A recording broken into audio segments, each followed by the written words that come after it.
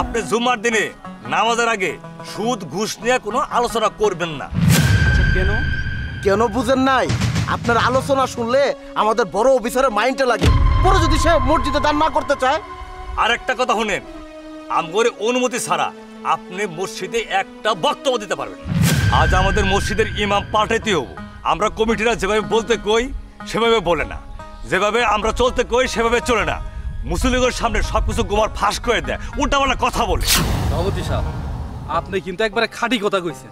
শুনেন, এর আগের জুম্মাবারেও আমার নিয়ে নানান কথা কইছে, আমি নাকি সুদ খাই, ঘুষ খাই। আচ্ছা কোন তো, আমরা সবাই মিলে ইমামের নিয়োগ দিলাম, এই যদি আমাদের বিপক্ষে কথা কয়, তারা কি রাখতে মনে চায়? হ্যাঁ হুসাইন সাহেব, আপনি কি কোন? সভাপতি সাহেব, ইমাম সাহেবটারে নিয়ে আমরা খুব জ্বালার মধ্যে আছি। কি রে, আমগুলো চুরা কারবারি গুমর টুমর এগুলা কি করে মসজিদের মেম্বারে বহে মানুষের সামনে ফাঁস করে দেয় সভাপতি সাহেব। আমগুলো গোপন ভাবে কইতে পারে। আমরা তো চলাফেরার মধ্যে কষ্টের মধ্যে আছি, এটার একটা ব্যবস্থা করেন সভাপতি সাহেব। আরে বাদ দেন তো ইমাম সাহেবের কথা। সমাজে চলতে হইলে, আমাদের পরিবার চালাইতে হইলে আমাদের তো কত কিছুই করতে হয়। ইমাম সাহেব কি বুঝবো? দিনে 5 ওয়াক্ত নামাজ পড়ে, মাস শেষে তো বেতনটা করা ঠিকই গুইনা নেয়। ওর কথা হইলে তো আমাকে লাভ নাই। এত কথা বলার দরকার নাই। ইমাম সাহেব রাখবো এমন, আমরা বসতে বললে বসবো, দাঁড়াইতে বললে দাঁড়াবো। কথা বুঝতে পারছেন আপনারা? এটাই আমরা চাই। আসসালামু আলাইকুম। ওয়ালাইকুম সালাম। তা হুজুর, আপনার আসতে কোনো সমস্যা হয় নাই তো? না ভাইজান, আলহামদুলিল্লাহ কোনো সমস্যা হয় নাই। আচ্ছা হুজুর, আপনি কোন মাদ্রাসায় লেখাপড়া করছেন? আমি কওমি মাদ্রাসায় লেখাপড়া করেছি। আচ্ছা, তাহলে আপনি হয়তো সোয়াটা তেলাওয়াত করে শুনান তো। সভাপতি সাহেব, আপনি তো কোনো সূরা নয়, এটা একটি দোয়া, যেটা নামাজের শেষ বৈঠকে পড়া হয়। আরে চাচা যে কি বলেন না, ইমাম সাহেবরে কি গাধা মনে করছেন নাকি?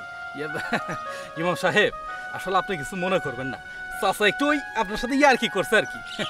আরে আপনার আজারের কথা বাদ দেন তো, কাজের কথায় আসেন। আচ্ছা, আপনি সূরা হাসরের শেষ 3টা আয়াত একটু তিলাওয়াত করে আমাদেরকে শোনান, আমরা শুনি। আউযু বিল্লাহি মিনাশ শাইতানির রাজীম। বিসমিল্লাহির রহমানির রহিম। হুয়াল্লাহুল্লাযী লা ইলাহা ইল্লা হু আলিমুল গায়বি ওয়াশ শাহাদাতি হুয়ার রহমানুর রহিম।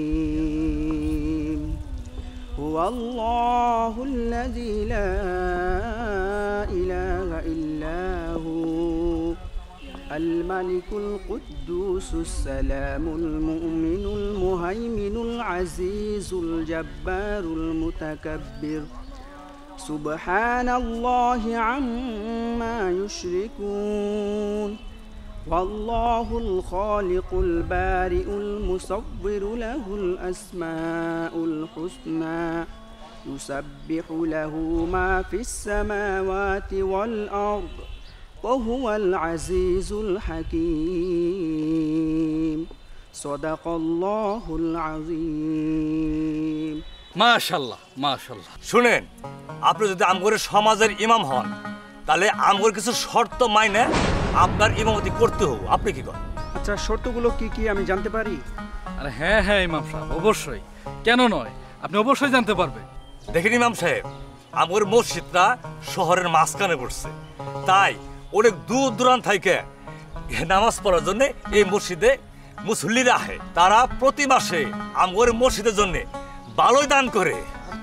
আপনি জুম্মার দিনে নামাজের আগে সুদ ঘুষ নিয়ে কোনো আলোচনা করবেন না।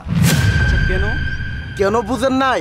আপনার আলোচনা শুনলে আমাদের বড় অফিসারের মাইন্ডে লাগে, পরে যদি সে মসজিদে দান না করতে চায়। আর একটা কথা শুনেন, আমগরে অনুমতি ছাড়া আপনি মসজিদে একটা বক্তব্য দিতে পারবেন না। আর কিছু আছে কি? যা কাঠের পুতুল তাহলে একটা পাইছি, আমরা যেমনে বলবো সেমনি কাজ করব, তাইলে তার আমাদের কোনো সমস্যা নাই। না না হুজুর, আমাদের আর কোনো শর্ত নাই।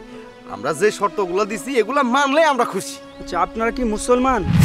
আপনারা কি জানেন ইমাম শব্দের অর্থটা কি? ইমাম শব্দের অর্থ হচ্ছে নেতা, সমাজের সব থেকে সম্মানিত লোক। একটা সমাজে ইমাম সাহেব যেটা বলবে এটাই মেনে নিতে হবে, এটাই ইসলামের শরীয়ত। আর আপনারা হচ্ছেন মূর্খ লোক, যারা কিনা ইমাম সাহেবের রহস্যই এই শব্দটা জানেন না, এই অক্ষরটা জানেন না। আর আপনাদের কথা আমাকে মানতে হবে, আপনাদের কথা মতো আমাকে চলতে হবে। আপনারা যেভাবে বলবেন সেইভাবে কি আমাকে বয়ান করতে হবে? আপনাদের মতো মূর্খ লোকেরা এই মসজিদে কমিটি হিসেবে আছে বিদায় আজকে এই মসজিদে এত অধপতন। কারণ আপনারাই মসজিদের এগুলো নতুন নিয়ম আইন জারি করেছেন। একটা কথা শুনে রাখেন, আমি অন্য কারো কথা জানি না, তবে আমি আমার পক্ষ থেকে বলছি যে আপনাদের মতো যারা মূর্খ লোক মসজিদে কমিটি হিসেবে আছে, আমি সেই মসজিদে ইমাম হিসেবে যোগ হব না। ওই মসজিদে আমার কোনো ইমাম হিসেবে চাকরি করার কোনো ইচ্ছা নেই। আর একটা কথা শুনে রাখেন, আল্লাহ তাআলার কাছে সেই দানটাই পছন্দনীয়, সেই দানটাই কবুল হয় যেটা হালাল রুজি উপার্জন করা হয়, যেটা হালাল টাকার মাধ্যমে উপার্জন করা হয়। আপনাদের মতো সুদখোর ঘুষখোরদের টাকা দিয়ে যত দান করেন না কেন, এটা আল্লাহ তাআলার কাছে কোনো পছন্দনীয় না। সুদখোর ঘুষখোরের সম্মান আপনাদের মতো মূর্খ লোকদের কাছে থাকতে পারে, কিন্তু আল্লাহ তাআলার কাছে সেটা পছন্দনীয় না। তাই আমি আপনাদের মসজিদে ইমাম হিসেবে যোগদান করব না। আমি আসি। আসসালামু আলাইকুম। এই কত বড় সাহস, এই আমাদের অপমান করে থেকে গেল। রাসেল কত কি করবো এখন? আরে সভাপতি সাহেব, এইরকম ইমাম সাহেব তো কোনোভাবেই রাখা যাবে না। আরে বাদ দেন না, ইমাম সাহেব আমি ম্যানেজ করবো, সমস্যা কি এত চিন্তা করতেছেন? আরে আমার তো মাথা মতো গরম হচ্ছে, সভাপতি সাহেব আমার সাইডে দেন, ইমাম সাহেবের লাগেজ গোষ্ঠী সহ তুলে নিয়ে আসবো। আরে বাদ দেন না, এইটা নিয়ে এত নাড়াচাড়া করার তো দরকার নাই। ইমাম সাহেব নিয়োগ দিবে চাইছি, অন্য ইমাম সাহেব নিয়ে আসবো, সমস্যা নাই। এরকম ইমাম সাহেব আমাদের দরকার নাই। কিন্তু রাসেল সাহেব, কথাগুলো কিন্তু একদম মন্দ বলে যায় নাই। আসলে কিন্তু আমরা যে খারাপ কাজগুলো করি এটি কিন্তু তুলে ধরছে। আমাদের এই কাজগুলো আসলে বন্ধ করা দরকার।